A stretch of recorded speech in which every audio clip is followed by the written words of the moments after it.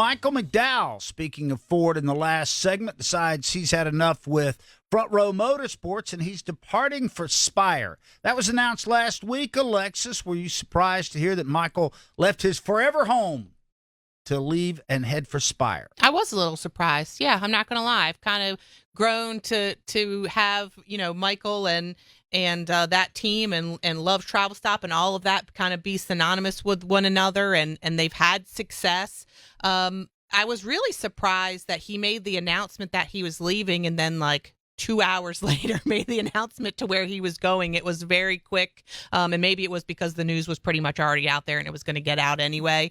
But it certainly kicks off what I think is going to be, and we say this every year, and every year it kind of is crazy, silly season is, but I think this might be one for the books. And I don't know exactly what else we're going to see. I just have a feeling we're going to see some major shakeups, not only with drivers going to different teams, but teams themselves potentially changing the way they look. And so it'll be really interesting to see how and when these things shake out. This is a little earlier in the season than I expected to see any of these announcements made. Brad, he makes this move. Michael's a popular guy, very likable. And on the surface, at least to me, it feels like, at best, a lateral move to go to Spire. We keep hearing about the potential of Spire. It's yet to manifest itself. Your thoughts about that? Is he betting on the future? Well, I think the future is everything, because I thought the same thing that you did. Why? Why leave Front Row? Because it seems like you have a really nice home there. And the answer to that was longevity.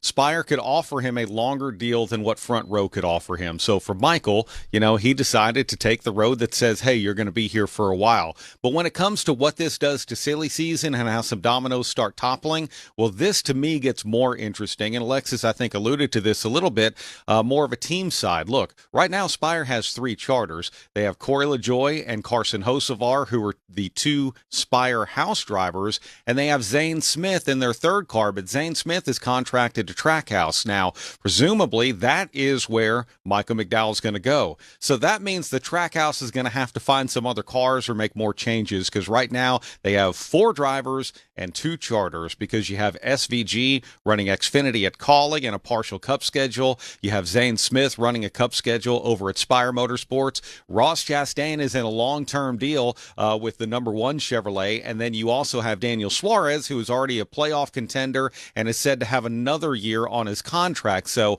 when it comes to the dominoes, I don't necessarily see Michael McDowell leaving, changing the game in that, well, what driver goes where now? Like, say, if Truex announced he was going to retire. But I look at this and say, okay, what kind of charter movement are we going to see? And are we going to even be able to see any until they get a new charter deal?